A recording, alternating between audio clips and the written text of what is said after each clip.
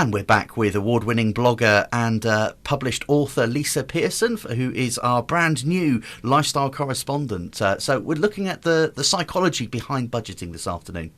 That's right. Yes. And I was talking about why budgeting is kind of really good and can be really helpful for you and can make your life so much better.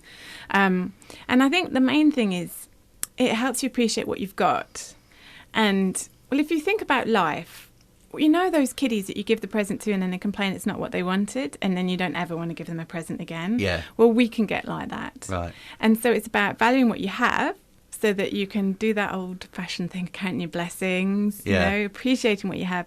But when you're in that kind of psychological state of mind, you are more likely to get more stuff.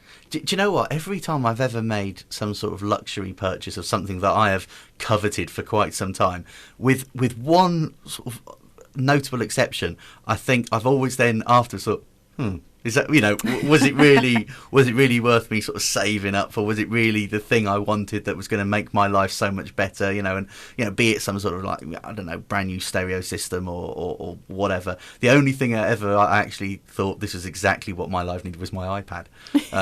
And if I mention that, you see, Apple might send a free one in. Send it to the studio if you do. Mark for my attention. Yeah, September in particular, the new ones. Yeah. Be, we don't want an old one. Yeah, it's got to be the new one.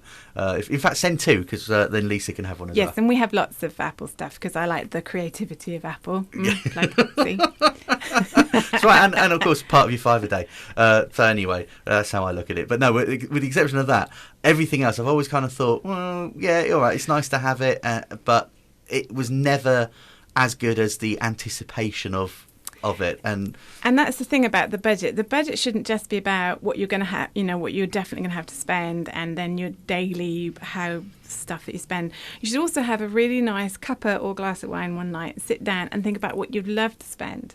And then every time you go to spend one of those big things, you can compare it to the other things that you've thought about, and you can have real dreams and thoughts and aspirations, and make sure you don't lose out on those aspirations because you've decided to buy something or got caught up in a shop or, you know, got caught up by some marketing hype. Yeah.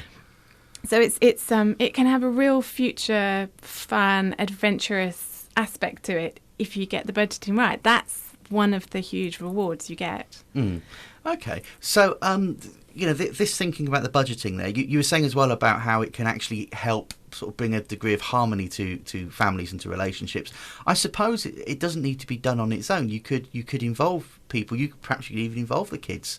You can say, look, you know, there's this much we can spend. You know, why do you want to spend it? You know, you can have so much on toys, you can have so much on this and that, and help them to feel part of it. Would that work? Yeah. I mean, that's really important because it gives a child a sense of self-esteem and responsibility and involvement. And also, of course, you're teaching them life skills so that they won't have the problems you had with budgeting when they get older. Yeah. So, yeah, we've drawn like a little picture for my 6-year-old son so that he can understand what happens to all the money. And I don't want him to think that there are limits because that affects you psychologically as well. But I do need him to understand where it all goes. And then he seemed to understand the fairness of it then. And Sure. It was much better.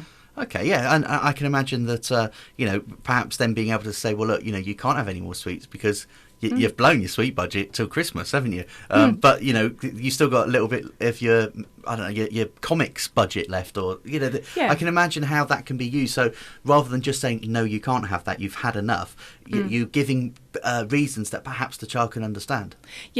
Yes, and he's got his own little tiny kind of amount of money as well that he's kind of hoarding because he knows his birthday is like 6 months away or whatever. And so he keeps thinking about that, and I kind of help him to make his mistakes but also really think it through so that it's not too awful a mistake if he buys something. Yeah. But yeah, I mean, you know, he knows that we're going off. I'm going off to review this festival at the weekend, and so he knows that that's what we're kind of saving up for, you know, that we'll need to buy food and things like that when we're there, and I can't be doing with this whole nagging every time you walk past one of those stalls. In fact, we're going to a festival that doesn't have many of those kinds of stalls, so I'm kind of preempting it. But we'll be very clear to him as to what he can and can't have or what the limit is. Yeah. And then it's much less stressful. Who throws the biggest sulk about not being able to spend stuff though? The kids or the husband? Husband. There you go. But my daughter is really learning well. I'm very proud of her tantrums. She's a star at it. Excellent. Well, there you go. Well, it's good to get advice from somebody who is not proclaiming that they've got it all right, because obviously all these things, you've got to adapt them to suit your own need, and sometimes it just won't work regardless. You won't have that harmony, because as much as somebody understands the logic behind it, they still want a pony, Yeah. Everything changes though, so you can never be totally organised or sorted. Well, I certainly can't be. It's just not the way it goes. The children change, life changes, what you want changes. Yeah, so you just have to adapt. But if you understand the basics and things like the psychology and the foundations, then you can adapt. And that's the other thing. If you've got a budget, you can adapt like we did when my husband was made redundant. We cut our costs by 50% because we knew exactly where we were, and we had to. And it was a massive relief to be able to do that. So control your money. Don't let your money control you. That's the thing. Great. Okay. Well, look, thank you very much for this brand new feature, and you'll be back around about the same time next month. Definitely. Pleasure. And if people want to find out more, where can they find out more about what you do, what you offer, that sort of thing? My blog site's probably the best. Okay. So that would be mummywhispererblog.com. Okay, mummywhispererblog.com. We'll link to that from our blog as well, which is westhartsdrivetime.radioverulam.com. But in the meantime, Lisa, thanks so much. We'll see you again next month. Thank you.